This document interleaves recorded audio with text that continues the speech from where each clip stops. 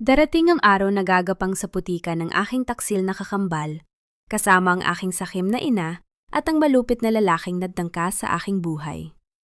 Ibabalik ko sa kanila ang bawat patak ng duguang luha na kanilang piniga mula sa aking mga pasadong braso. Ngayon, habang pinapanood ko silang nagpupumilit na abutin ng aking kamay upang humingi ng tawad sa gitna ng kanilang pagbagsak, dahan-dahan ko lamang isasara ang pinto ng kanilang impyerno nang may ngiti sa aking mga labi. Hawak ang lumang pasaporte na may mga pahinang gasgas na sa paglalakbay mula sa Espanya, nakatayo si Winona sa gitna ng marangyang silid-aklatan ng mansyon ng kanyang pamilya, habang ang amoy ng mamahaling pabango ay humalo sa alikabok ng kanyang pagdating. Pirmahan mo na ito, Winona. Huwag mo nang pilitin ang sarili mo na maging matigas ang ulo. Dahil ikaw naman talaga ang may kasalanan kung bakit nabaon sa utang ang pamilyang ito. Isipin mo naman ang kinabukasan ng kapatid mo bago ka mag-inorteryan. Ang boses na iyon, na puno ng huwad na otoridad at kawalan ng awa, ay nanggaling kay Doña Mercedes. Ang sarili niyang ina, na hindi man lamang siya tinanong kung kumain na ba siya pagkatapos ng 10 taong pagpapakasakit sa ibang bansa upang buhayin sila. Inilapag ng kanyang ina ang isang makapal, nakasunduan sa ibabaw ng lamesang gawa sa mahogany, kung saan nakasaad ang pag-amin sa isang malaking kasong estafa na si Victoria naman talaga ang gumawa sa kumpanyang pinagtatrabahuhan nito. Lumapit si Victoria, dahan-dahang humawak sa braso ni Winona habang ang kanyang mga mata ay puno ng peking luha at ang kanyang boses ay nanginginig sa pagdadrama. Ate, please, kakasalin ko lang kay Joaquin sa susunod na buwan. Kung malalaman ng pamilya De Vega na ako ang kumuha ng pera ng kumpanya, sisirain nila ako. May sakit ako sa puso, ate. Alam mo yan. Hindi ko kayang makulong. Ikaw na lang. Sanay ka naman sa hirap sa Espanya, di ba? Madali ka lang makakabangon doon pagkatapos nito. Huwag mong gamitin ang sakit mo para bilhin ang aking kalayaan, Victoria. Tugon ni Winona. Ang kanyang boses ay mahina, ngunit may talim na tila kayang humiwa ng balat. 10 taon akong naglinis ng sahig sa Madrid habang nagpapakasasa kayo sa perang, ipinapadala ko. At ngayon, gusto ninyo akong makulong para sa kasalan ng hindi ko ginawa? Napatayo si Doña Mercedes mula sa kanyang upuan. Ang kanyang muka ay namula sa galit habang itinuturo ang daliri sa muka ni Winona. Huwag kang bastos, Winona. May utang na loob ka sa akin dahil ako ang nagluwal sa iyo sa mundong ito. Kung hindi dahil sa pamilyang ito, wala ka sa kinaroroonan mo ngayon. Isang pirma lang. Maililigtas mo ang dangal ng ating pampublikong pangalan. Huwag mong sirain ang tsansa ng kapatid mo na makapasok sa pamilya De Vega dahil lamang sa iyong pagiging makasarili. Ang marahang katok sa pinto mula sa labas ay pumutol sa tensyon sa loob ng silid. Ang boses ng kanilang kasambahay na si Rosa ay narinig, nagbabalita ng may pagmamadali. Doña Mercedes, nasa labas na po ang kotse ni Senyorito Joaquin, kasama ang kanyang abogado. Tinatanong po kung tapos na ba ang pirmahan. Sabihin mo maghintay sila ng 5 minuto, Rosa. Sigaw ni Doña Mercedes bago muling humarap kay Winona. Ang kanyang mga mata ay naniningkit sa banta. Mamili ka, Winona. Pipirmahan mo ito o titiyakin kong wala ka nang babalik ang pamilya sa bansang ito. Tinitigan ni Winona ang papel. Pagkatapos ay ang kanyang kakambal na si Victoria, na may kasamang isang tipid at misteryosong ngiti. Walang luhang pumatak mula sa kanyang mga mata.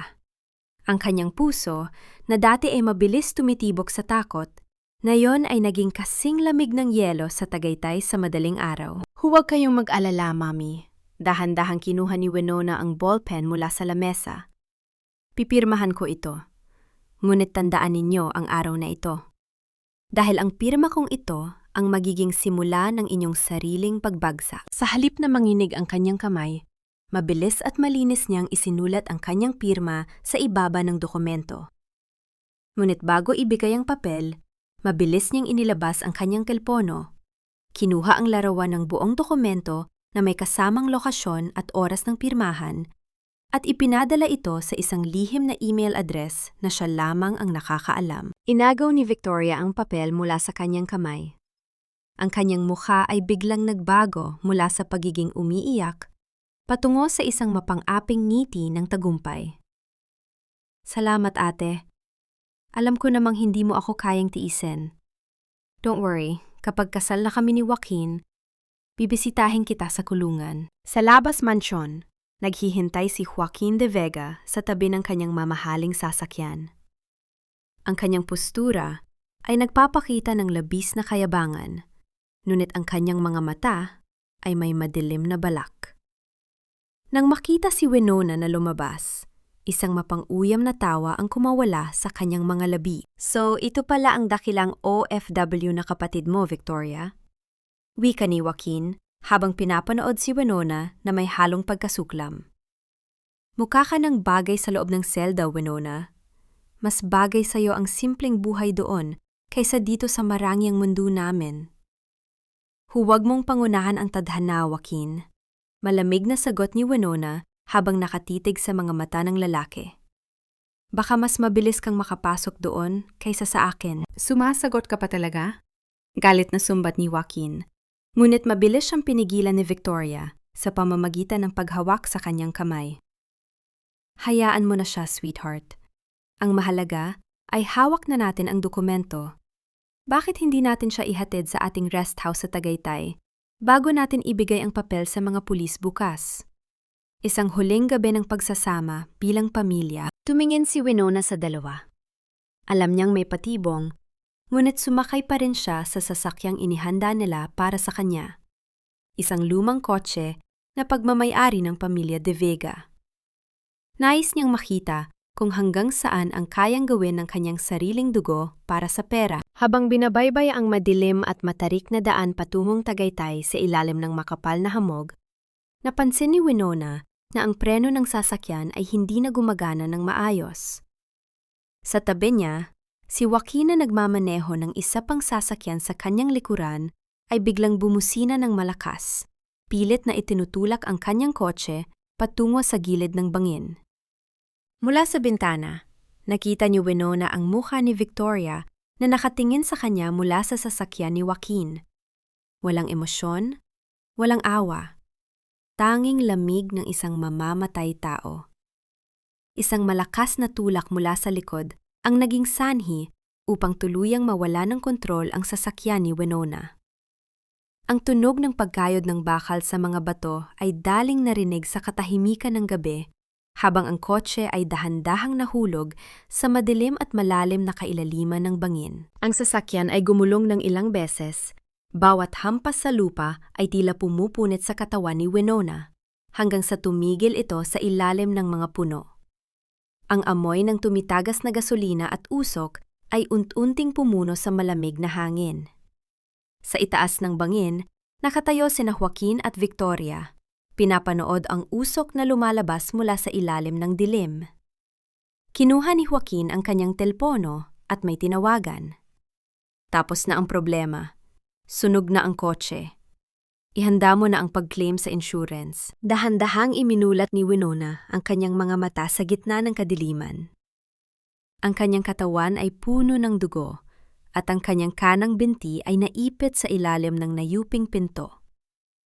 Naririnig niya ang mahinang tunog ng apoy na dahan-dahang gumagapang patungo sa tangke ng gasolina. Sa huling lakas na natitira sa kanya, bago tuluyang lamunin ng dilim ang kanyang malay, naramdaman niya ang isang magaspang na kamay na humila sa kanyang balikat palayo sa nagliliyab na sasakyan. Isang matandang boses ng mangingisda ang dahan-dahang bumulong sa kanyang tainga habang ang pagsabog ng kotse ay nagdulot ng malakas na liwanag sa langit. Huwag kang matakot, iha. Ligtas ka na. Ngunit hindi ka maaring manatili rito kung gusto mong mabuhay. Ang natitirang abo ng kanyang pasaporte ay dahan-dahang tinatangay ng hangin sa madilim na gabi, habang ang tunog ng mga alon sa di kalayuan ay tila sumasabay sa mabagal na tibok ng kanyang puso. Ang init ng araw na sumisilip sa pagitan ng mga puting kurtina ay dahan-dahang gumising sa diwa ni Winona. Sinalubong siya ng kakaibang amoy ng antiseptic at ng pamilyar na kirot na gumagapang sa buong bahagi ng kanyang katawan. Hindi ito ang madilim at mabahong kubo ni Mang Jose sa dalampasigan. Ang silid na ito ay malawak, tahimik, at may mga makabagong kagamitang medikal na tanging mayayaman lamang ang nakakabili. Dahan-dahang bumukas ang pinto ng silid at isang matangkad na lalaking may seryosong muka ang pumasok. Nakasuot ito ng mamahaling Amerikana. Hawak ang isang tasa ng mainit na kape. Siya si Lorenzo, isang kilalang negosyante na dating kliyente ni Winona noong siya ay nasa Madrid pa. You're finally awake, wika ni Lorenzo sa mahinahang boses habang inilalapag ang tasa sa tabi ng kanyang higaan. I had to transfer you to a private clinic in Manila. Kung hinayaan kita sa pampublikong ospital, siguradong natuntun ka na ng mga tauhan ni Joaquin. Bakit mo ko tinulungan, Lorenzo? Mahina, ngunit matatag na tanong ni Winona. We only did business through emails in Spain. Hindi mo obligasyon na iligtas ang buhay ko. Dahil alam ko ang halaga mo. Direktang sagot ng lalaki, habang nakatingin sa kanyang mga mata. Ang isang babaeng nakapagpalago ng puhunan ng isang malaking kumpanya sa Espanya sa loob lamang ng 3 taon ay hindi dapat mamamatay sa isang murang aksidente sa Tagaytay. I need your mind for my expansion, Winona, and you need my resources to get back what they stole from you. Dahan-dahang bumangon si Winona. Binalawala ang matinding sakit sa kanyang tadyang at mga braso. Humakbang siya patungo sa banyo ng pribadong silid. Sa harap ng salamin, tinitigan niya ang kanyang sarili. Ang kanyang buhok ay gupit-gupit at may isang maliit ngunit malalim na pulang marka ng sugat sa gilid ng kanyang panga. Isang permanenteng paalala ng gabi ng kanyang pagbagsak. Isang nurse ang dahan-dahang pumasok upang iabot sa kanya ang pampakalmang gamot. Ngunit itinaas ni Winona ang kanyang kamay upang tanggihan ito. Ibahagi mo yan sa iba. Malamig na sabi ni Winona sa nurse. I don't need painkillers. Gusto kong maramdaman ang bawat kirot ng mga sugat na ito. It will remind me of what they did to me. Lumapit si Lorenzo at iniabot sa kanya ang isang tablet na nagpapakita ng mga pinakabagong balita sa bansa. Ang screen ay naglalaman ng mga larawan mula sa nagdaang marangyang kasal ina Victoria at Joaquin de Vega sa isang makasaysayang katedral. Ang bawat larawan ay puno ng ngiti, karangyaan at mga bulaklak. Ang pamagat ng balita ay tila isang malaking sampal. Ang tragikong pagpanaw ng OFW na si Winona. Naging daan sa muling pagbubuklod ng pamilya sa gitna ng luksa. Nakuha ng ina mo ang 20 milyong piso mula sa iyong life insurance 3 linggo matapos ideklara ng mga otoridad ang iyong pagpanaw. Paliwanag ni Lorenzo habang nakahalukip-kip. At ang kwentang suot ni Victoria sa larawang iyan ay binili gamit ang perang iyon. Sila ay nagdiriwang habang ikaw ay duguwang nakasubsob sa bangin. Walang luhang pumatak mula sa mga mata ni Winona. Ang kanyang muka ay nanatiling tila isang pader na bato. Walang anumang emosyong ipinakita, kundi ang mas lalong tumalim na tingin sa screen.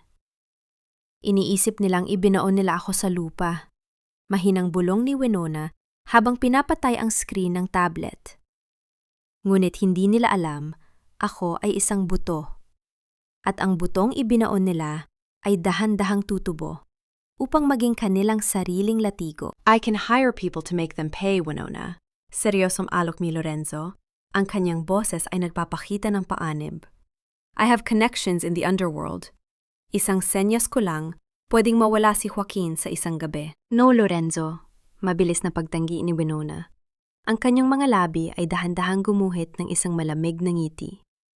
Ang marahas na kamatayan ay napakabilis na regalo para sa kanila.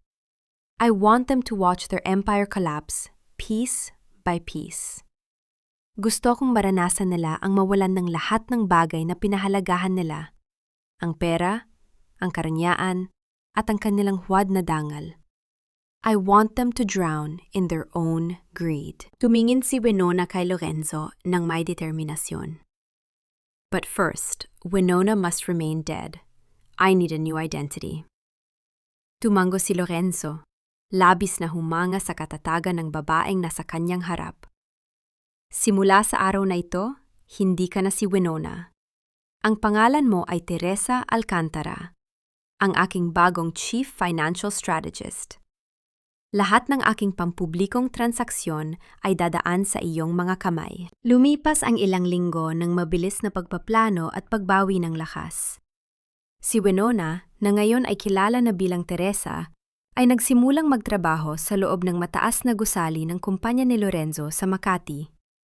Ang bawat spreadsheet, bawat dokumento ng bangko, at bawat impormasyon tungkol sa pamilya De Vega ay dahan-dahan niyang pinag-aralan. Isang hapon, habang nag-iisa si Winona sa kanyang bagong opisina, narinig niya ang mahinang kalasgas ng sapatos sa labas ng pinto.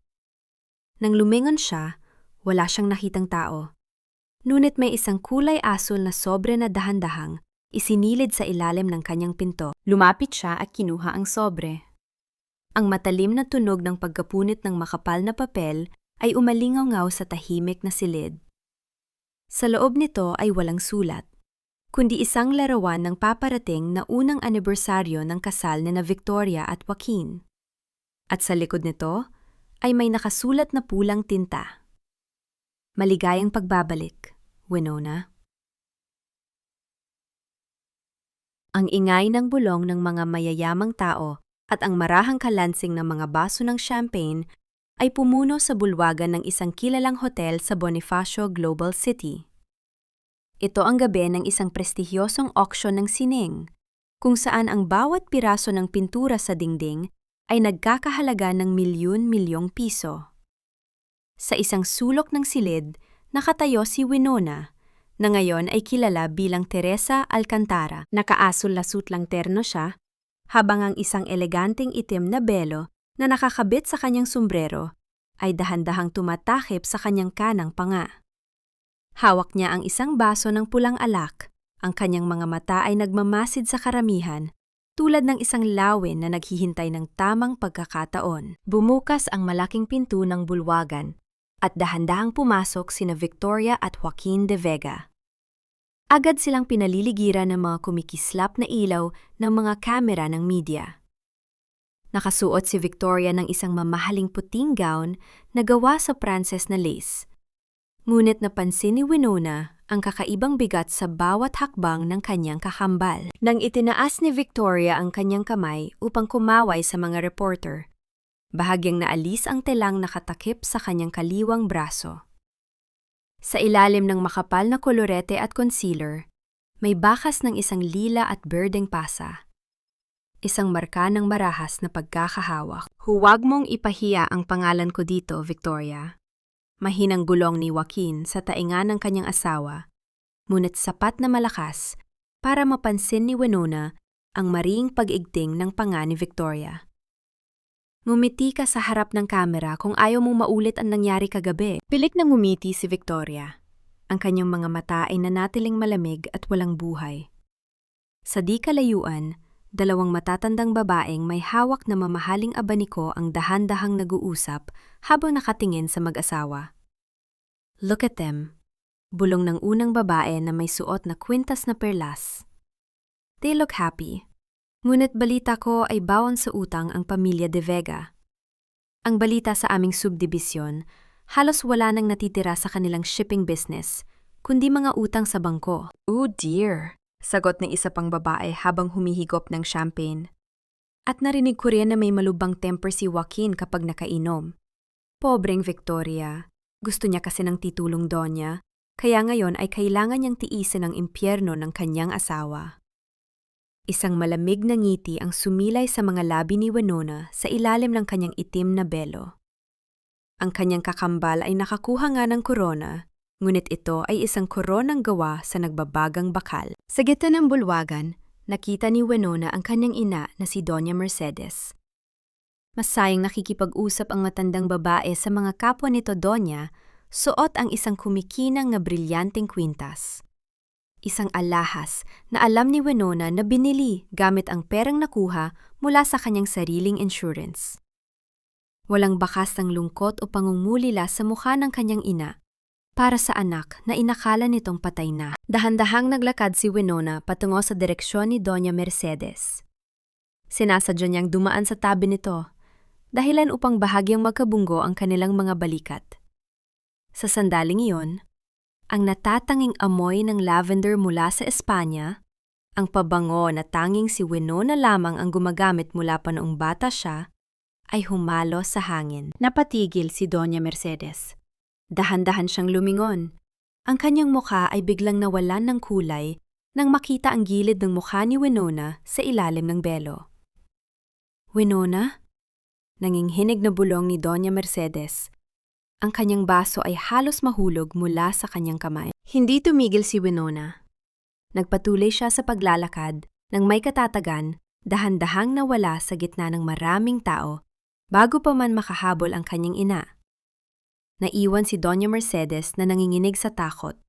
Pilit na hinahanap ang multo na kanyang nakita sa gitna ng marangyang bulwagan. Bago umalis sa hotel, dumaan si Winona sa opisina ni Lorenzo upang tingnan ang mga transaksyong pampinansyal ni Joaquin na nakuha ng kanyang mga tauhan. Napansin niya ang isang kakaibang detalye. Bawat buwan, nagpapadala si Joaquin ng 5 milyong piso sa isang lihim na account na nakapangalan sa mga inisyal na AS. Sino ang AS na ito, Lorenzo? Tanong ni Winona habang itinuturo ang screen. I am still investigating that, Teresa. Seryosong sagot ni Lorenzo. Ngunit, ang account na yan ay nakarehistro sa isang bangko sa Switzerland. Tila may malalim na tinatago si Joaquin na hindi alam ng kanyang pamilya. Nang matapos ang auction, dahan-dahang lumabas si Victoria sa VIP parking lot ng hotel. Galit na nauna nang umalis si Joaquin matapos ang kanilang pag-aaway sa loob ng bulwagan, iniwan siyang mag-isa sa dilim. Habang papalapit si Victoria sa kanyang kotse, isang lalaking nakauniporme ng valet ang mabilis na dumaan sa kanyang tabi. May iniabot itong maliit na kahon sa kanyang kamay bago mabilis na nawala sa dilim ng parking lot. Nanginginig ang mga kamay ni Victoria habang dahan-dahang binubuksan ang kahon. Sa loob nito ay nandoon ang isang lumang pilak na kwintas na may pendant na puso. Ang eksaktong kwintas na suot ni Winona noong gabi ng kanyang aksidente, na ngayon ay nababalutan ng tuyong putik at bahagyang mansa ng dugo. Ang mahinang ugong ng makina ng kotse sa gabi ay tila isang babala na nagpabilis sa tibok ng puso ni Victoria sa gitna ng takot. Ang mabangong usok ng chamomile tea ay dahan-dahang umakyat sa hangin ng isang pribadong silid sa isang tahimik na tea house sa Binondo. Dito, malayo sa mga ingay ng makabagong lungsod, naghihintay si Winona. Ang kanyang mukha ay bahagyang nasasalamin sa tsaa, kalmado at walang anumang bakas ng takot. Bumukas ang pinto ng silid at dahan-dahang pumasok si Luatsu Alejandro. Kilala siya sa buong Maynila bilang isang tuso at walang awang abogado na kayang baluktutin ang batas para sa sinumang may sapat na salapi. Sa kanyang mga labi ay may nakasabit na isang mapang-akit ngunit huwad na ngiti. Salamat sa pagdating, Miss Teresa. Uwi ka ni Alejandro habang dahan-dahang umuupo sa tapat ng lamesa. Lorenzo told me that you have something very valuable. At alam mo naman, I don't waste my time on small businesses. Hindi kita ipapatawag dito kung maliit na bagay lamang ito, attorney. Sagot ni Winona. Ang kanyang boses ay malamig, ngunit puno ng kumpiyansa. I have the keys to the De Vega family's offshore accounts. Ang mga dokumentong hahawakan mo ay sapat na upang tuluyang mapatalsik si Joaquin De Vega sa kanyang posisyon. Napansin ni Winona ang saglit na pagkislap ng labis na kasakiman sa mga mata ni Alejandro. Bagaman siya ang abogado ng pamilya De Vega, alam ni Winona na walang katapatan ang lalaking ito kundi sa pera. Ang kanyang mga kamay ay dahan-dahang humawak sa gilid ng lamesa, tila hindi na makapaghintay. I am listening, Teresa. Bulong ni Alejandro. Ang kanyang boses ay nagpapakita ng matinding interes. Ngunit ano ang kapalit ng mga dokumentong ito? Gusto kong tiyakin mo na kapag nagsimula ang demanda, walang anumang butas ang batas na magagamit ni Joaquin upang makalabas ng kulungan. Direktang sagot ni Winona. Dahan-dahang itinaas ni Winona ang porselanang takure. Ang kanyang kamay ay nanatiling matatag, walang kaunting pang-ininig, habang ibinubuhos ang mainit na tsaa sa tasa ni Alejandro. Alam niyang ang lalaking nasa kanyang harap ay isang mapanganib na ahas na kayang pumatay para sa sariling interes. Ngunit si Winona ang may hawak ng hawla. Ipinasok ni Winona ang kanyang kamay sa kanyang bag at dahan-dahang inilapag ang isang makintab na itim na flash drive sa ibabaw ng lamesa. Nasa loob ng drive na yan ang unang bahagi, paliwanag ni Winona habang dahan-dahang itinutulak ang drive patungo sa abogado. Naglalaman niya ng mga talaan ng transaksyon ng isang dummy company ni Joaquin sa Panama. Ginamit niya ito upang itago ang mga natitirang asset ng kanilang shipping business mula sa buwis. If this drive reaches the Bureau of Internal Revenue, his bail will be denied immediately. Mabilis na kinuha ni Alejandro ang flash drive at isinilid sa kanyang bulsa. Ang kanyang mukha ay nagpakita ng labis na kasiyahan. "This is pure gold, Teresa," wika ni Alejandro habang tumatayo. "I will review this tonight. Ibibigay ko sa iyo ang aking legal na diskarte bukas ng umaga." Nang makaalis si Alejandro, dahan-dahang bumukas ang lihim na pinto sa likod ng silid at lumabas si Lorenzo. May hawak siyang tablet na nagpapakita ng isang kumikislap na pulang tuldok, ang GPS tracker at spyware na lihim na nakakabit sa flash drive na kinuha ni Alejandro. Bawat pindot ng abogado sa kanyang laptop, bawat mensahe, at bawat lokasyon nito ay direktang mapupunta sa system ni Winona. "He is too greedy, Winona," seryosong babala ni Lorenzo habang nakatingin sa screen. "He is Joaquin's lawyer, ngunit mas gusto niyang sirain ang sarili niyang kliyente para sa pera. Huwag kang magtitiwala sa kanya. I don't trust him, Lorenzo." Malamig na sagot ni Winona habang humihigop ng tsaa. Ang mga taong gahaman ay ang pinakamadaling hulaan ang susunod na galaw. Gagamitin niya ang flash drive na yan upang i-blackmail si Joaquin para sa sarili niyang pakinabang, nang hindi niya alam na siya ang aking pin upang pilitin si Joaquin na magwala. "Mag-ingat ka pa rin," dagdag ni Lorenzo. "My team found out that Alejandro is holding an old diary of Joaquin's father. May mga tsismis na naglalaman yon ng isang malaking lihim na maaaring sumira sa buong plano natin kung hindi natin ito makukuha." Bago pa man makasagot si Winona, biglang nag-vibrate ang kanyang telepono sa ibabaw ng lamesa. Ang pangalan ni Alejandro ang lumabas sa screen. Sinagot ito ni Winona at inilagay sa speakerphone. "Teresa, nakikinig ka ba?" Ang boses ni Alejandro ay puno ng adrenaline at kayabangan. "Tinatawagan ko si Joaquin ngayon sa isang three-way call. I want you to hear how the great Joaquin de Vega begs for his life." Isang saglit na katahimikan ang lumipas bago narinig ang boses ni Joaquin sa kabilang linya. Mabigat ang kanyang paghinga, nanginginig at tila lasing. "Ano na naman ito, Alejandro?" Galit na sigaw ni Joaquin. "I told you, wala na akong perang ibibigay sa iyo." "May bago akong hawak, Joaquin," tawa ni Alejandro. "Ang Panama Papers mo. $5 milyong o ipapadala ko ito sa gobyerno bukas ng umaga." "You bastard!" sigaw ni Joaquin, kasunod ng tunog ng pagbasag ng isang baso sa kabilang linya. "You think you can ruin me? You are just an illegitimate trash who wants our family name. Hindi mo makukuha ang kahit isang sentimo." Sa gitna ng sigawan ng dalawang lalaki, biglang narinig ang hysterical na boses ni Victoria sa background mula sa linya ni Joaquin. "Joaquin, please, stop! Put the gun down! Joaquin!" Isang matalim at nakabibinging tunog ng pagputok ng baril ang biglang yumanig sa speaker ng telponyo, kasunod ng isang marahas na sigaw ng sakit bago tuluyang naputol ang linya ng komunikasyon. Ang matinis na tunog ng naputol na linya ng telepono ay umalingaw-ngaw sa tahimik na silid ng tea house.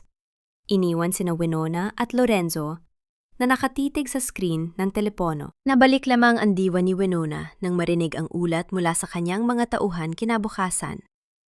Ang putok ng baril kagabi ay hindi pumatay kay Victoria o kay Joaquin.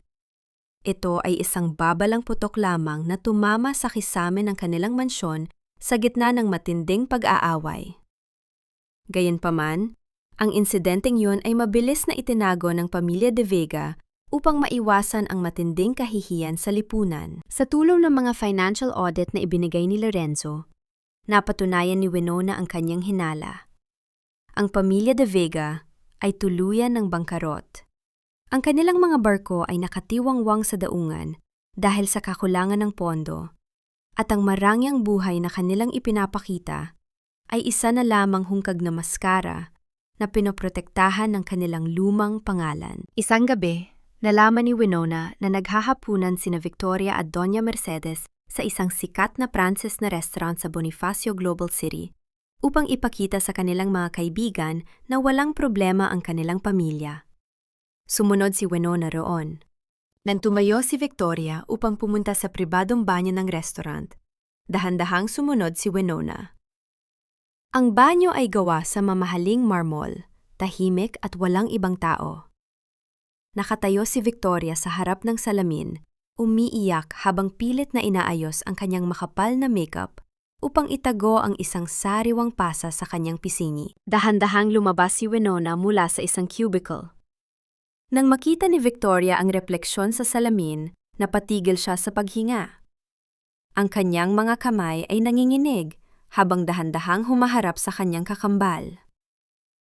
Sino ka? Nanginginig na tanong ni Victoria. Ang kanyang boses ay puno ng takot. Bakit kamukha mo siya? Masaya ba ang buhay sa loob ng gintong kulungan, Victoria? Tanong ni Winona. Ang kanyang boses ay tila huni ng hangin sa gabi ng aksidente. Pilit na nagtapang-tapangan si Victoria. Itinayo ang kanyang ulo at pinunasan ang kanyang mga luha upang ipakita ang kanyang huwad na kapangyarihan. Sinasabi ko sa'yo, masaya kami ni Joaquin. Siya ang pinakamayaman at pinakamakapangyarihang lalaki sa bayang ito. Wala kang alam. Isa kang estranghero na naghahanap lamang ng gulo. Dahan-dahang lumapit si Winona. Hindi niya sinaktan si Victoria. Sa halip, marahan, ngunit mahigpit niyang hinawakan ang braso ng kanyang kapatid. Naramdaman ni Winona ang matinding panginginig ng buong katawan ni Victoria. Ito ang sandali ng kanilang paghaharap. Ang dalawang muka na magkatulad sa salamin. Ang isa ay nababalutan ng takot, luha at makapal na kolorete. Ang isa naman ay malinis, matatag at puno ng malamig na determinasyon. Nanginginig ka, aking kapatid. Bulong ni Winona malapit sa tainga ni Victoria, sapat na upang maramdaman nito ang kanyang malamig na hininga. Nanginginig ka ba dahil sa akin? O dahil sa hayop na katabi mo sa kamagabi-gabi? Bitiwan mo ako! Sigaw ni Victoria habang marahas na inaalis ang kanyang braso. Ang kanyang mga mata ay nanlilisik sa takot.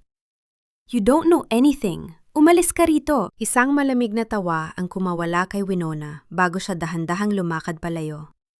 Ngunit bago lumabas ng banyo, lihim niyang isinilid ang isang maliit na kulay pulang card sa bukas na designer bag ni Victoria.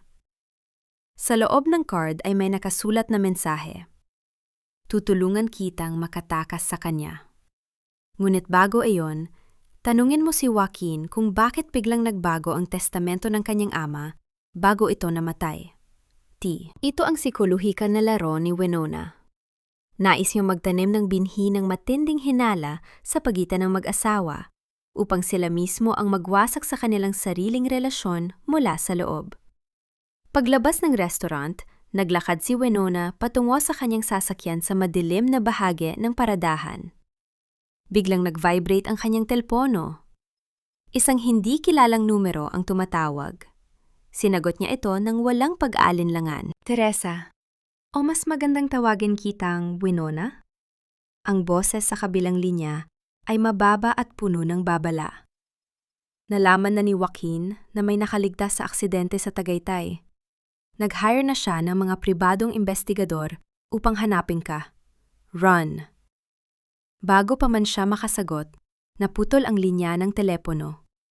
Dahan-dahang inangat ni Winona ang kanyang tingin at nakita ang isang anino ng tao na mabilis na dumaan sa ilalim ng poste ng ilaw sa dulo ng madilim na eskinita. Walang takot na hinarap ni Winona ang gabi.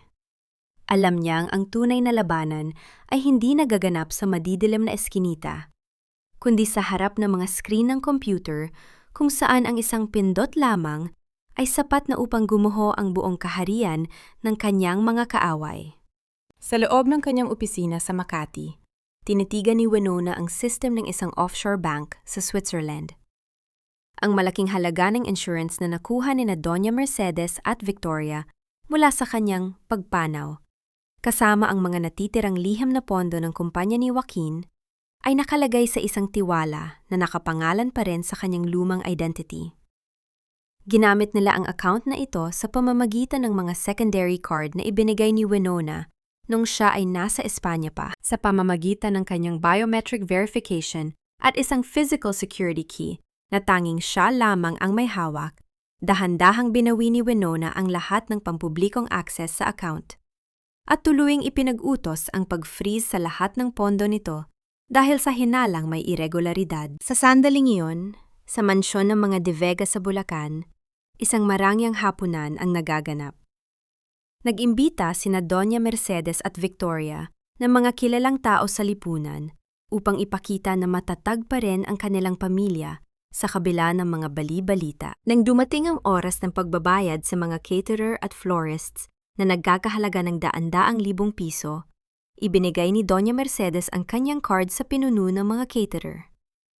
Matapos ang ilang minuto, bumalik ang caterer na may seryosong muka at lumapit kay Doña Mercedes sa harap ng kanyang mga bisita. "Excuse me, Doña Mercedes," bulong ng caterer, ngunit sapat na upang marinig ng mga katabing bisita. "The transaction was declined po. Sinubukan namin sa 3 magkakaibang terminal, ngunit ang sabi ng bangko ay frozen ang account ninyo." Namula ang mukha ni Doña Mercedes sa matinding kahihiyan. "What? That is impossible! Baka sira ang inyong machine. May milyon-milyong piso ang card na yan." Sumingit si Joaquin na noon ay amoy alak na. Ang kanyang boses ay mataas at puno ng galit. "What is happening here? Bakit may gulo sa gitna ng hapunan ko?" Mabilis na nagbulong-bulungan ang mga bisita, dahan-dahang nagpaalam upang umalis, upang maiwasan ang mas malaking iskandalo. Isang malakas na hampas ng pinto ang sumunod sa pag-alis ng huling bisita, at doon ay sumabog ang matinding gulo sa loob ng mansyon. "Where is the insurance money, Victoria?" sigaw ni Doña Mercedes habang nanginginig ang kanyang kamay sa galit. "You told me secured na ang pera ni Winona. Bakit hindi ko magamit ang card ko?" "Mommy, I don't know," umiiyak na sagot ni Victoria habang nakahawak sa kanyang dibdib. Sabi ng bangko kanina, may nagsumite ng personal na revocation order gamit ang orihinal na lagda ni Winona. "But Winona is dead. How can a dead person freeze her own account?" Tinaluhong ni Joaquin si Victoria. Marahas na hinawakan ang kanyang balikat at nanginghinig sa galit. "You lied to me, Victoria. Sabi mo ang perang makukuha mo sa kapatid mo ang magliligtas sa kumpanya ko. Now my checks bounced at napahiya ako sa harap ng mga kasosyo ko." Sa kanyang tahimik na apartment, kumuha si Winona ng isang marahang higop mula sa kanyang tasa ng mainit na kape habang binabasa ang detalyadong ulat ng pag-aaway mula sa isang kasambahay sa mansyon na kanyang binabayaran. Ang kanyang mga mata ay nagrepлекta ng mainit na liwanag mula sa screen ng laptop. Isang lumang text message ang dumating sa kanyang lumang burner phone mula kay Doña Mercedes. "Winona, kung nakikinig ka man mula sa langit, bakit mo kami pinarurusahan? Iligtas mo ang kapatid mo." Walang kaunting awa na naramdaman si Winona. Dahan-dahan niyang dinelet ang mensahe gamit ang isang kumpas ng kanyang daliri. Pumasok si Lorenzo sa kanyang silid. May dalang mga karagdagang dokumento. "You did it, Teresa. You cut their lifeline." Ngunit alam mo na, ang isang desperadong hayop tulad ni Joaquin ay mapanganib kapag nasusukol. "I want him to be desperate, Lorenzo," malamig na sagot ni Winona habang nakatitig sa dilim sa labas ng bintana. Ang isang desperadong tao ay gumagawa ng mga malugbang pagkakamali. Gusto kong kagatin niya ang maling tao. Gusto kong kagatin niya si Alejandro. By the way, dagdag ni Lorenzo, nasili po ba ang land title ng kanilang mansyon sa Bulacan? It is not registered under the De Vega family name. Nakapangalan ito sa isang offshore shell company sa British Virgin Islands. Tila may mas malaking nagmamay-ari ng lupang kinatitirikan ng kanilang bahay. Samantala, sa loob ng madilim na kwarto ng mansyon ng mga De Vega, nanginginig si Victoria habang naghahanap ng mga nakatagong kamera dahil sa mensaheng natanggap niya sa restaurant. Nang buksan niya ang isang maliit na air vent malapit sa kanilang kama, nakita niya ang isang maliit na lens ng kamera na nakatago roon. Gamit ang isang scanner application sa kanyang telepono, tinunto niya ang IP address ng camera. Ang signal ay direktang nakaturo sa pribadong server ng opisina ni Luwatsu Alejandro.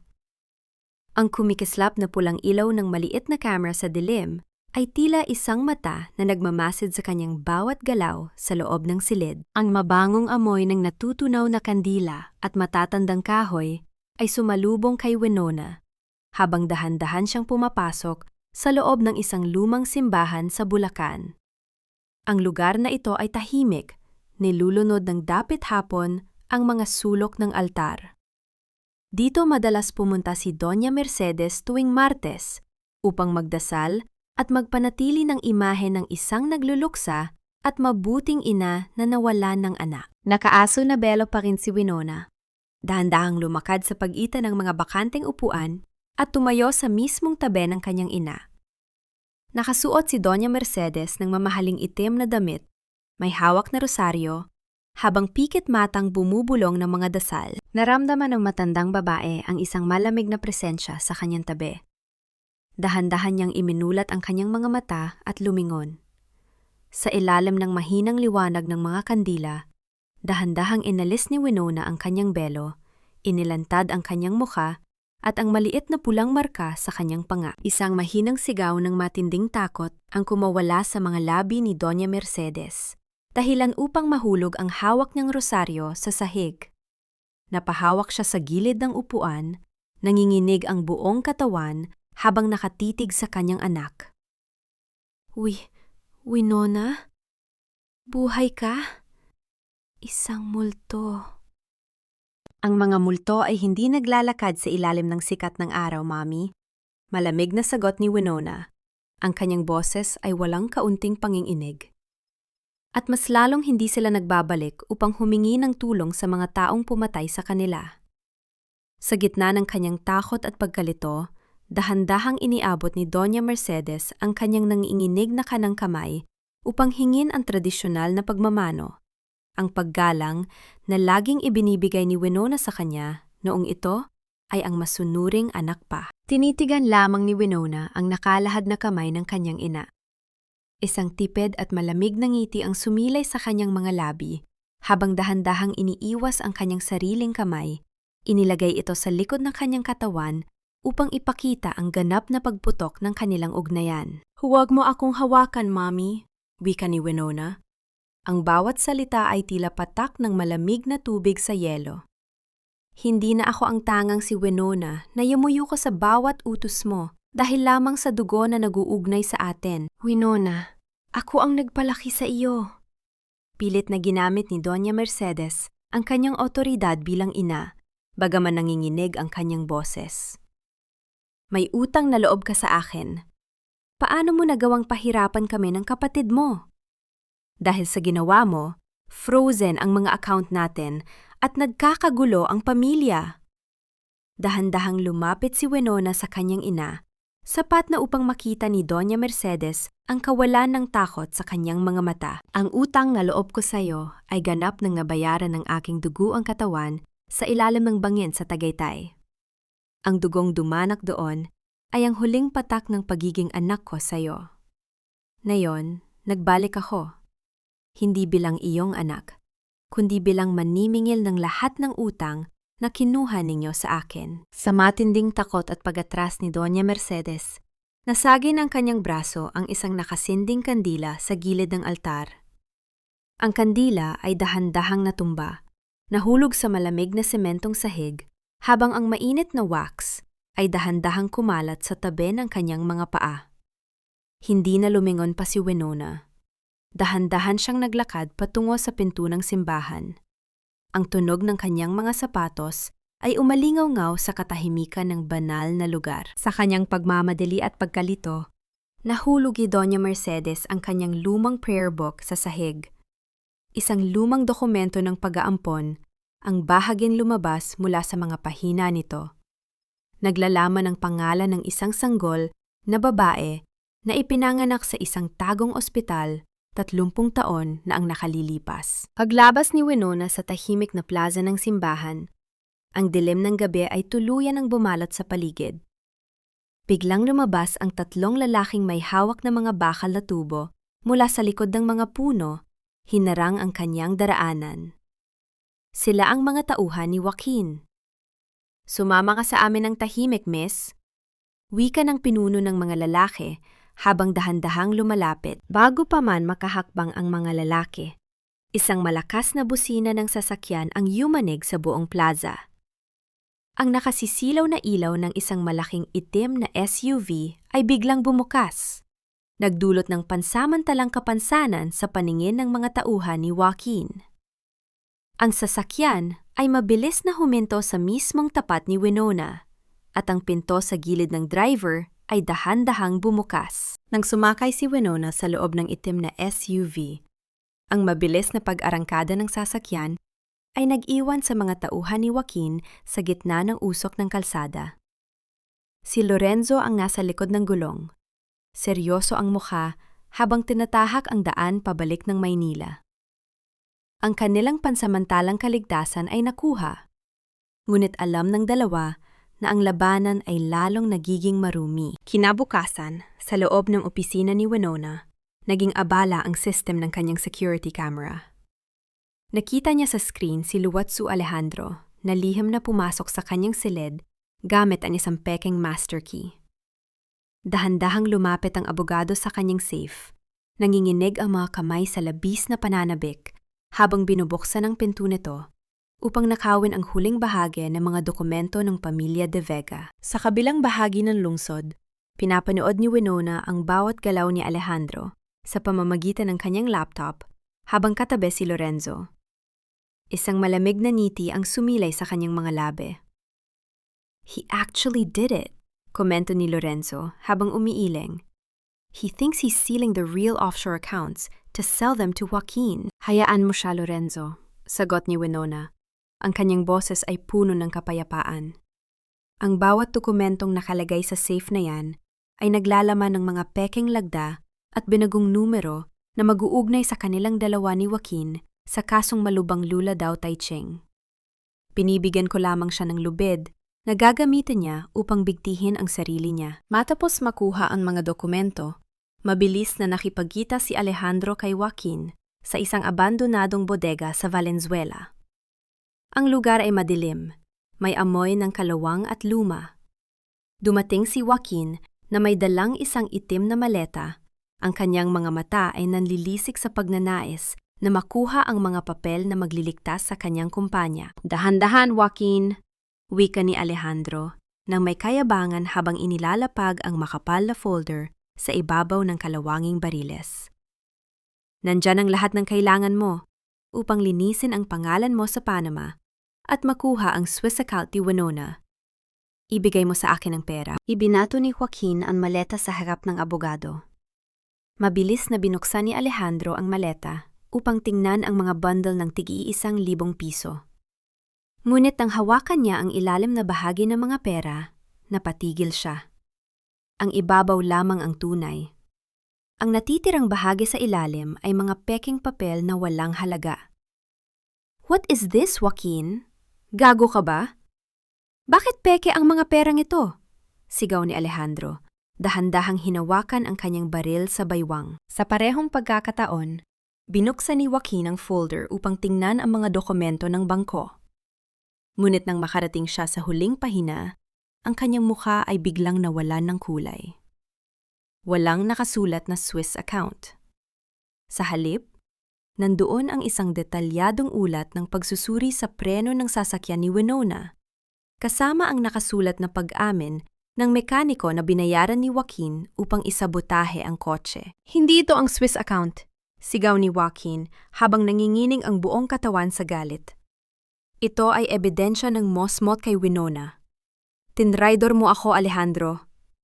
Hindi ako ang naglagay niyan dyan, depensa ni Alejandro habang dahan-dahang umaatras.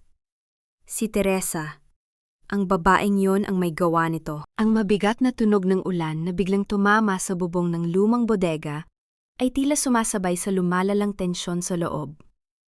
Ang dalawang lalaki ay nag-away ng may matinding puot sa gitna ng dilim.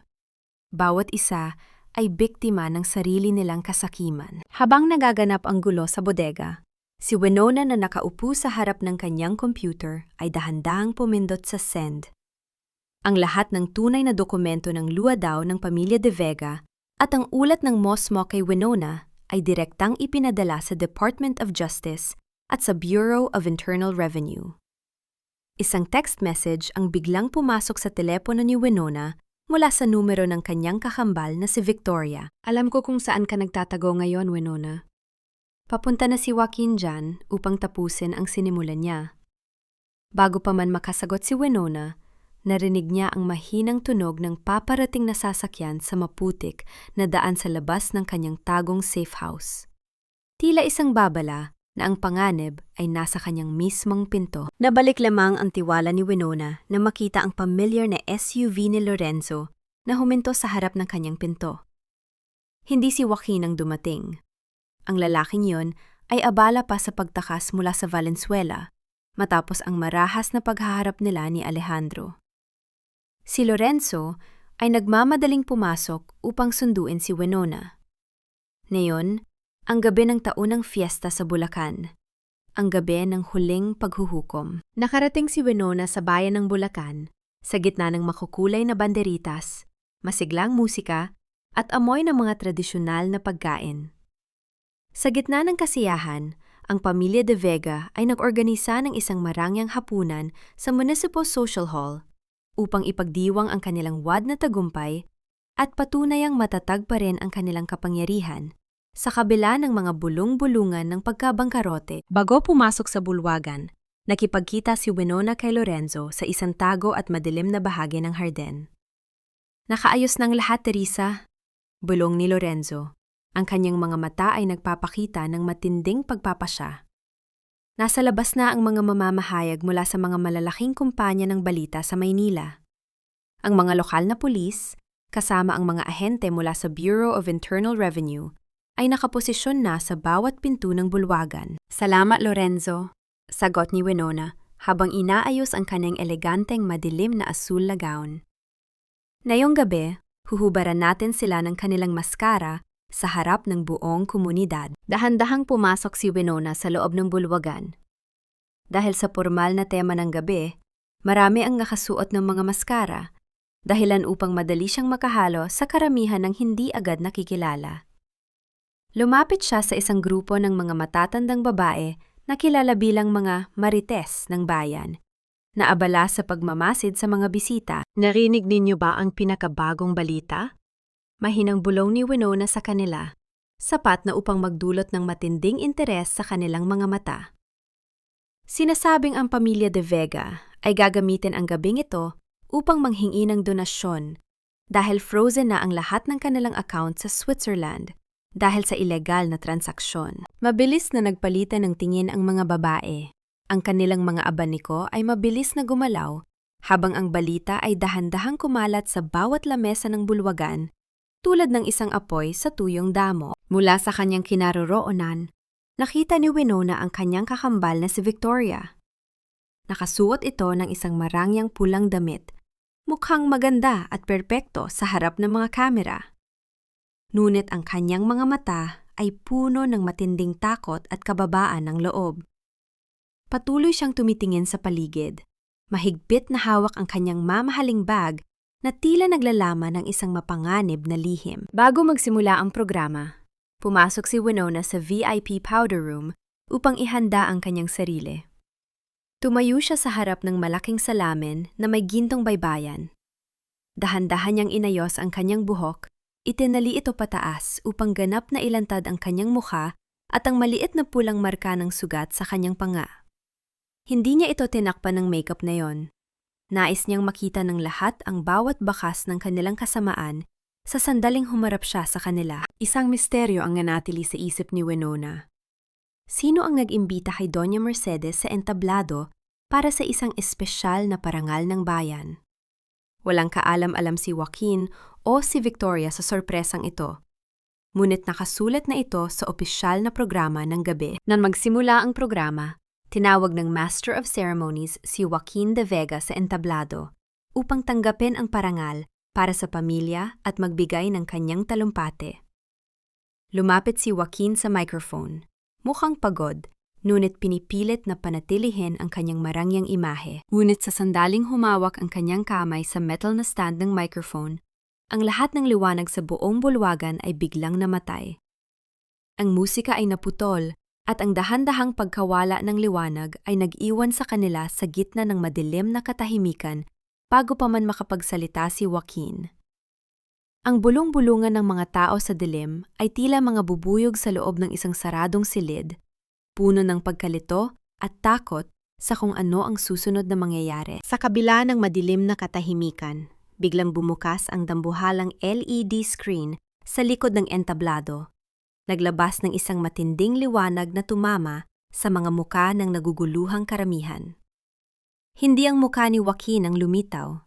Sa halip, isang video ng dugo ang kotse ni Winona sa ilalim ng bangin sa Tagaytay ang ipinakita. Kasunod ng video ay ang pagplay ng isang malinaw na audio recording ng tawag sa telepono ni Victoria kay Joaquin noong gabi ng aksidente. Ang boses ni Victoria ay umalingaw-ngaw sa buong bulwagan, malakas at walang kaunting panginginig. Joaquin, siguraduhin mo lang na patay na si Winona. Sunugin mo ang kotse. Kung mabubuhay yan, pareho tayong mabubulok sa kulungan. Hindi ibibigay ng insurance ang pera kay Mommy kung walang patunay na patay na siya. Isang sama-samang singhap ng matinding gulat at pagkasuklam ang kumawala mula sa mga bisita. Ang mga tao ay napatingin kay Victoria, na noon ay nakatayo sa entablado na may mukhang kasing puti ng papel. Nanginginig ang buong katawan, habang ang kanyang pulang damit ay tila naging simbolo ng kanyang sariling kasalanan. Biglang bumukas ang mga pangunahing spotlight ng bulwagan. Ngunit hindi ito nakaturo sa entablado. Ang liwanag ay tumama sa gitna ng daanan ng bulwagan kung saan nakatayo si Winona.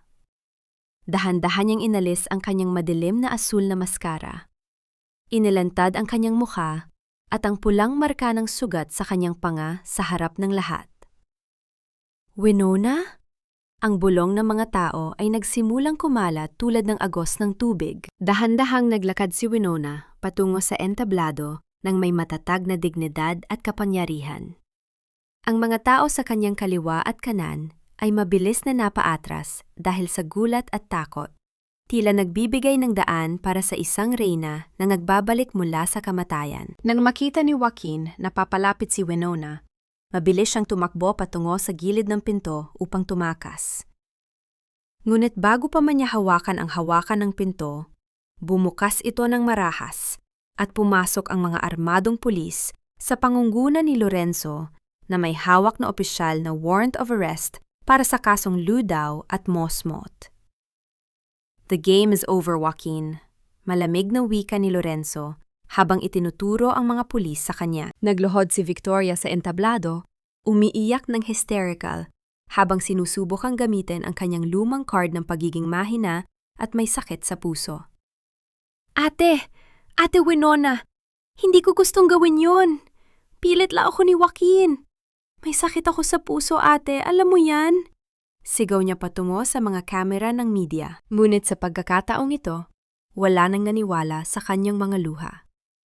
Ang mga marites ng bayan at ang mga reporter ay mabilis na nagtaas ng kanilang mga telepono, kumukuha ng livestream at video ng kanyang pagbagsak upang ipakita sa buong mundo. Tiningnan ni Winona si Victoria mula sa ibaba ng entablado. Ang kanyang mukha ay kasing lamig ng yelo. Ipunin mo ang mga luha mo para sa korte, Victoria. Wika ni Winona gamit ang microphone na kanyang kinuha mula sa lamesa ng mga hurado. Ang kapatid na pinatay mo ay matagal nang patay. Ang nakatayo sa harap mo ngayon ay ang iyong tadhana. Lumapit si Winona sa VIP table, kung saan nakaupo si Doña Mercedes, na noon ay parang isang estatwa na hindi makagalaw sa matinding kahihiyan. Ang dangal na pinangalagaan nito ng higit sa buhay ng kanyang anak ay ganap nang nadurog sa harap ng buong bayan. Winona, anak ko. Nanginginig ang mga labi ni Doña Mercedes habang sumasamo. Ipinagpalit mo ang buhay ko para sa isang brilyanteng kwintas, Mercedes. Malamig na wika ni Winona habang nakatitig sa kanya. Sana ay masiyahan ka sa iyong mga alahas habang kaya mo pa. Dahil bukas, kahit ang bahay na tinitirhan ninyo ay kukunin ko. Lumapit si Lorenzo kay Winona at bumulong. Nahuli na rin si Alejandro sa parking lot habang sinusubukang tumakas kasama ang natitirang pera ng kumpanya. Kasama na siya ni Joaquin sa sasakyan ng mga pulis. Sa gitna ng mga kumikislap na ilaw ng mga kamera at ang bulong-bulungan ng mga tao, isang solong luha ang dahan-dahang gumulong sa pisingi ni Winona. Hindi niya ito pinunasan. Hindi ito luha ng lungkot, kundi luha ng ganap na paglaya mula sa 10 taong bigat ng sakripisyo at kataksilan. Isang misteryo ang nanatili. Paano nakuha ni Lorenzo ang orihinal na kontrata ng insurance na pinirmahan ni Joaquin nang walang pahintulot ni Winona? Tumingin si Winona kay Lorenzo na sumagot lamang ng isang tahimik na tango, habang dahan-dahang isinasakay si Victoria ng mga pulis sa loob ng mobile. Lumingon ito kay Winona nang may nanlilisik at desperadong mga mata. Sumigaw ito mula sa bukas na bintana ng sasakyan bago pa man ito umandar. Iniisip mo bang nanalo ka, Winona? Iniisip mo bang ikaw ang tunay na anak? Itanong mo sa ina mo kung kanino galing ang dokumento ng pag-aampon. Hindi mo alam kung sino ka talaga. Ang pinto ng sasakyan ay marahas na isinara at ang tunog ng sirena ng pulis na unti-unting lumalayo sa gabi ay nag-iwan ng matinding katahimikan sa paligid ng bulwagan. Lumipas ang ilang linggo ng mabilis na pag-usad ng kaso at ang usok ng iskandalo ay dahan-dahang napalitan ng malamig na paggawad ng katarungan. Sa isang tahimik na cafe sa Makati, nakipagkita si Lorenzo kay Winona upang iabot ang mga huling dokumento mula sa korte. It is official, Teresa. O mas magandang tawagin na kitang Winona ngayon, wika ni Lorenzo habang may bahagyang ngiti sa kanyang mga labi. Nahatulan si Joaquin ng habambuhay na pagkabilanggo nang walang posibilidad ng parole para sa kasong murder at malubang fraud. Si Alejandro naman ay tinanggalan ng lisensya bilang abogado at nahaharap sa 20 taong pagkabilanggo. At si Victoria, tinanggihan ng korte ang kanyang piyansa. Malaki ang tsansa na mabulok siya sa kulungan sa loob ng 30 taon. Tinitigan ni Winona ang mga dokumento. Walang matinding galit o labis na kasiyahan sa kanyang muka. Tanging ang malalim na kapayapaan ng isang taong alam na ang bawat pautang ay may singilin. Nakuha nila ang nararapat para sa kanila, Lorenzo. Malamig na sagot ni Winona. Ang tadhana ay may sariling paraan ng pagbabalanse ng mga timbangan. Kinabukasan, binisita ni Winona si Doña Mercedes sa isang tahimik na charity ward ng ospital sa Bulacan. Ang kanyang ina ay nakahiga sa kama, paralisado ang buong kaliwang bahagi ng katawan at hindi na makapagsalita matapos ma-stroke dahil sa matinding kahihiyan noon gabi ng fiesta. Nang makita ni Doña Mercedes si Winona na pumasok sa silid, ang kanyang mga mata ay dahan-dahang napuno ng matinding takot at pagsisisi. Sinubukan niyang igalaw ang kanyang kanang kamay upang abutin ang kamay ng kanyang anak, ngunit hindi niya ito magawa. Ang tanging lumabas sa kanyang mga labi ay isang mahinang ungal ng sakit. Nakatayo lamang si Winona sa tabi ng kama. Pinapanood ang kanyang ina nang walang galit o luha sa kanyang mga mata. Dahan-dahan niyang inilapag ang isang puting sobre sa ibabaw ng maliit na lamesa sa tabi ng kama. Binayaran ko na ang iyong pribadong nurse at ang mga medikal na pangangailangan mo para sa susunod na 3 taon, Mercedes. Wika ni Winona. Ang kanyang boses ay seryoso, ngunit walang kaunting emosyon. Ginagawa ko ito hindi dahil pinatawad kita, kundi dahil nais kong patunayan na mas mabuting tao ako kaysa sa inyo. Ito na ang huling utang na loob na babayaran ko sa iyo bilang anak. Huwag mo na akong hahanapin muli. Dahan-dahang tumalikod si Winona at naglakad palayo. Narinig niya ang mahina at desperadong ungal ng pagsisisi ni Doña Mercedes mula sa likod. Ngunit nagpatuloy siya sa paglalakad nang hindi lumingon kahit isang saglit. Bago umalis ng bansa, pumunta si Winona sa dalampasigan kung saan siya unang dinala ni Mang Jose pagkatapos ng aksidente. Habang naglalakad sa tabi ng mga alon, inilabas niya mula sa kanyang bulsa ang lumang pilak na singsing ni Joaquin na nakuha niya noong gabi ng aksidente. Tinitigan niya ito sandali. Pagkatapos ay buong lakas na itinapon ng singsing sa malalim at asul na dagat. Ang marahang dapo ng hangin sa kanyang muka ay tila nag-alis ng huling kirot mula sa kanyang sugat sa panga, napalitan ng isang tunay at malayang ngiti na matagal nang nawala sa kanyang mga labi. Bago siya sumakay sa sasakyan patungong paliparan, iniabot sa kanya ni Lorenzo ang isang lumang selyadong sobre na nakuha mula sa personal na safe ng ama ni Joaquin bago ito namatay.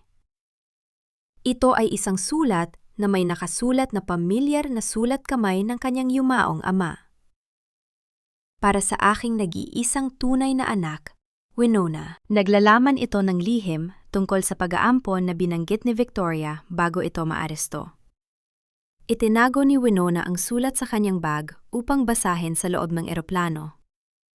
Napagkasunduan na nila ni Lorenzo na ilipat ang lahat ng kanyang pamamahala sa Espanya, kung saan sisimulan niya ang bagong yugto ng kanyang buhay bilang Winona Alcantara. Sa loob ng Ninoy Aquino International Airport, habang naglalakad si Winona patungo sa boarding gate, bitbit ang kanyang mga bagahe. Narinig niya ang isang pamilyar at mainit na boses mula sa likod ng karamihan ng mga pasahero. Winona! Ito ay isang boses na matagal na niyang hindi naririnig. Isang tinig mula sa kanyang nakaraan bago pa man magsimula ang kanyang impyerno. Napatigil si Winona sa kanyang paghakbang, dahan-dahang lumingon habang ang anunsyo ng pag-alis ng eroplano ay narinig sa buong paliparan. Nang dahan-dahang lumingon si Winona sa gitna ng abalang paliparan, nakita niya si Lorenzo na nagmamadaling lumapit sa kanya. Hingal ito, ngunit may hawak na isang piraso ng boarding pass at isang pamilyar na banayad ng ngiti sa kanyang mga labi. Inisip mo ba talaga na hahayaan kitang pumunta sa Espanya ng mag-isa, Winona? Tanong ni Lorenzo habang dahan-dahang humihinto sa kanyang tapat. Ang pagpapalawak ng kumpanya natin sa Madrid ay nangangailangan ng ating dalawang isip. At sa tingin ko, ang buhay ko ay nangangailangan din ng presensya mo. Isang mainit na pakiramdam ang gumapang sa dibdib ni Winona. Pakiramdam na matagal nang nawala mula ng gabi ng kanyang pagkahulog sa bangin. Dahan-dahan niyang tinanggap ang nakalahad na kamay ni Lorenzo habang sabay silang naglakad patungo sa loob ng eroplano. Sa loob ng eroplano, habang dahan-dahang lumilipad ang sasakyan sa ibabaw ng makakapal na ulap, pinuksan ni Winona ang lumang selyadong sobre ng kanyang ama. Ang bawat salita ng kanyang yumaong ama ay dahan-dahang gumuhit ng isang katotohanan na nagpabago sa kanyang buong pagkatao. Ayon sa sulat, si Victoria ay hindi niya tunay na kakambal. Si Victoria ay anak ng kapatid ni Doña Mercedes na namatay sa hirap, at inampon lamang ito ni Mercedes upang ipakita sa lipunan na mayroon siyang perpektong kambal na anak upang ipagmalaki. Si Winona ang tanging biyolohikal na anak. Ang matandang De Vega at si Doña Mercedes ay nagtulungan upang itago ang katotohanan ito upang makuha ang tiwala ng pamilya ng ama ni Winona. Ang katotohaning ito ay tuluyang nagwasak sa natitirang anino ng utang na loob na ginamit ni Doña Mercedes laban sa kanya. Wala siyang utang sa kanyang ina. Ang kanyang ina ang may malaking utang sa kanya dahil sa paggamit sa kanyang buhay upang suportahan ang isang wad na pangarap. Pagkalipas ng 6 na buwan, sa isang maaliwalas na gabi sa Madrid, nakatayo si Winona sa balkonahe ng kanyang bagong penthouse na nakaharap sa magandang tanawin ng Plaza Mayor.